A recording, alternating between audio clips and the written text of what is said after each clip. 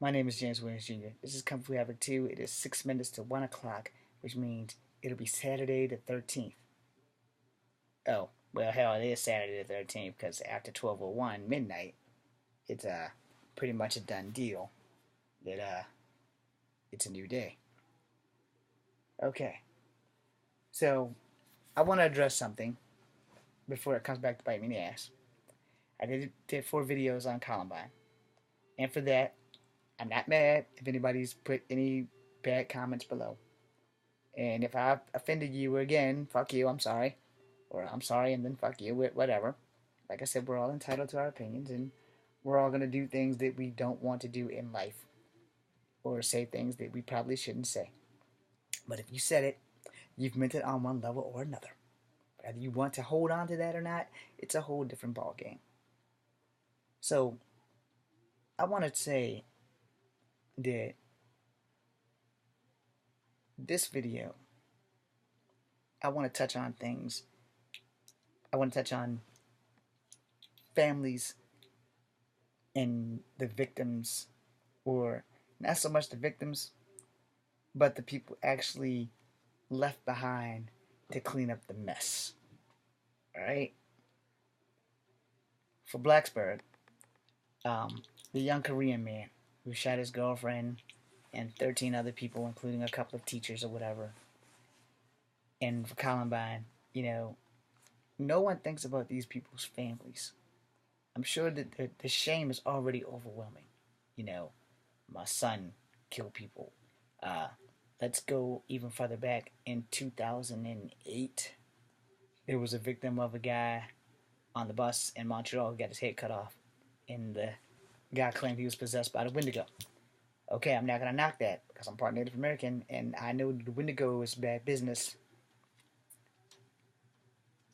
We don't think about our actions while we're doing them. And that goes for everybody. Tomorrow, I might kick a cat. Or I might crush a butterfly. And somewhere in China, someone might do the same thing to even out the balance of things. And I'm sure you guys are all thinking, oh, he's watched too much cartoon chicken or robot chicken or whatever. And you could possibly be right. But culturally, differences aside, no one can prove that that is wrong. Alright? Godzilla's not going to do the Tokyo Stomp in Virginia. And Bigfoot and Thunderbird aren't going to fly over to Tokyo and start swooping up people and assimilating them into our tribes. So what I am going to say is that when you don't think about your actions or the consequences of your actions, when you don't give a fuck enough about your family that you're leaving behind, because a lot of people, when they start doing things, it becomes suicide by cop. And sometimes that's kind of the best way out, because suicide by cop means you're not going to spend a minute of time in trial. Most of the time, if it's suicide by cop, yeah, everybody pretty much knows that the guy went ballistic, went crazy, and just started running at the cops, guns blazing. Cops are going to take you down. They're not going to wing you, because one of those bastards is going to get in one real good one. Boom, right through the center of your skull. And unless your body's made of adamantium, you can hang it up. You're not this guy. You're going to die. And if you were this guy, I'm pretty sure they probably have kryptonite bullets, and we just don't know it. So, I want to address this before I go to bed. There are many things that we can do in our lives that put our families in a state of flux. And when I say this, is that if I go out tomorrow and go postal, or if I was to do like something extremely stupid and like hurt my ex or some dumb shit like that, my family has to answer for that. Which is why I would never do anything that damn dumb. And as far as my ex is concerned, she and I both know that I would never ever put my hands on her. Ever. I've never put my hands on any girl that I was in a relationship with. I'm not that dude, man. Any man that ever hits a woman is not a fucking man. You a punk nigga bitch. Even if you're not even black, you're still a punk nigga bitch. Because one, God made women as our gifts and our curses. Alright? There are gifts when we have them, and there are curses because we want them, and they pretty much have control of the asylum that we call Earth, because there's not a thing that a man won't do for a piece of ass. All right, not a thing, unless he's gay, and then he's like the exception to the rule. And the same thing works for lesbians. I had this conversation last night with this chick I was talking with, and if a lesbian believes that she's gonna get this hot chick or take them away from a hot dude, and it's gonna happen, oh, there's nothing that she won't do. And if a lesbian beats up a straight chick, it's because no one's really gonna question why these broads are fighting. Dudes fight. Nobody really questions why dudes are fighting, because I'm pretty sure it'll be vocalized before the first blow is thrown. So we need to all focus on the aftermath of our actions before we take action. We need to think, how is my mom going to deal with this? Or since my dad is passed, I really have to worry about him, but how are my brothers going to deal with this? How is anybody who's in remote connection to me going to deal with this? This is why I've never thought about robbing a bank. Okay, I have thought about robbing a bank, but I also know, since I'm on government papers until I die, being ex-member of the National Guard, there's no crime I can commit without being caught. All right? It's just not going to fucking happen. But in the event that I went rogue, how would my family be treated? I know first and foremost, the military will probably swoop in on my family, because they'll know, hey, we know everything about you. We know who you love in your family the most, and we're going to go after that person to make you come forward. And I'd have to be a completely heartless motherfucker to just be like, all right, fuck it, that motherfucker's on his own. However, if anything, the military knows exactly, they probably wouldn't come after people that is directly related to me, because there's only one person that they could really get for me to come forward. She hates my guts, so payback's a bitch. No. Now, I still think about things like that all the time, constantly. I'm constantly thinking about who has to pay for my actions if I fuck up. So that's why I don't fuck up. And for you young people, so I can go to bed now, because I'm sure that once I put all these videos up about Columbine, my shit's probably gonna shut down the internet. Yeah, like I'm gonna get that lucky. We need to teach our kids the consequences of actions, and not only what happens to them, but what happens to their families when they fuck up and start doing really dumb shit. Because the lady from Columbine, she just came out, and I video blogged about it 4 times.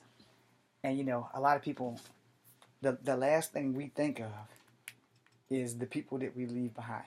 It is the very last thing that we are concerned with. And that's generally because most of the people in society are just straight fucking greedy and just don't give a flying fuck about their family members. They only care about themselves. And their family members is just like that inconvenient person that just happens to be there to take the hit. Alright? And that's cool and everything if they're willing to take the hit. And some people are more than willing to take it for the team. Yeah, the guy on the team who everybody else has the hot chick and you have the pimple face broad, which in the end, the pimple face broad winds up being the hot chick, and the other chicks are becoming fat, sloppy, and pregnant by people who never wanted babies with them in the first place, and then they're stuck with child support. So yeah, I guess I'll have to take the pimple face broad. But I'm also not exactly 100% pretty myself. So me and the pimple face broad, we're going to live happily ever after, while the rest of you guys can get the finger. So back to the subject at hand. No one really thinks about the course of action.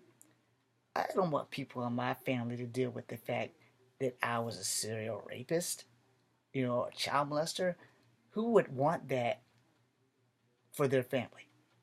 So I'm putting this out here so that all you young people who are about to make very stupid decisions in life will understand that the problems you cause and the people you leave behind to pick up the pieces that you fucked up on, you need to think about them before you cut somebody's throat, before you go running out with gang members and doing dumb shit, and your mom has to deal with the fact that her son is now a bank robber or a mugger or a rapist or murderer. Think about that shit. Think long and hard before you go out and commit a stupid ass crime. Because once it's done, it ain't gonna be undone. It's kind of like things that you can't unsee, Like walking in on your mom and dad having sex at 5 and 6. Yeah, you can't unsee that. That's going to be permanently engraved in here. And every time you think about it, or every time you see your mom, you'll never actually see her the same. So, you kind of gotta, you have to think about the consequences of your actions. You don't want your family's rep to be any worse than society has already made it. So why in the blue hell are you gonna get up, go out, and do something extremely stupid so that your family members can catch it? Now, I can't say the same about us who become heroes by accident. And sometimes you do become a hero by accident, because you just happen to be there and it's the right thing to do at the right time. So you do it. Because most heroes aren't heroes by choice. Generally, they stumble into it and it was the right thing to do, or they were the only one there at the time. And that's generally how it works. It's not something special that makes you a hero. Generally, it's all about timing and being at the right place at the right time and already being prepared for damn near everything. Boy Scouts. Anyway, once you learn consequences, you will think twice before you do shit. So before you worry about your consequences, worry about the consequences of your family. Think about what your family's going to go through after you do something incredibly stupid. And then maybe, just maybe, the young people in America will not do things that are incredibly stupid, like date rape, or putting rohypnol in a girl's drink, or going out and committing massive murders and crimes because you're addicted to the adrenaline rush. You want an adrenaline rush? I got the perfect adrenaline rush for you. Join the military. You get all the adrenaline you can handle. I promise. You get all the adrenaline from the second you step off that goddamn bus at Fort Benning, Georgia. You will have nothing but adrenaline. Except for those 2 12-hour classes, or those 5 or 6 12-hour classes. After you get past all that, you will have nothing but adrenaline. Period. Especially if you get infantry. So don't get infantry unless you really want adrenaline. Now, if you want other adrenaline, there are other ways to do that. We call those white-collar crimes, like base jumping off of bridges or bungee jumping off of bridges that it is illegal to do. You will have more than enough adrenaline, providing that you survive the fall.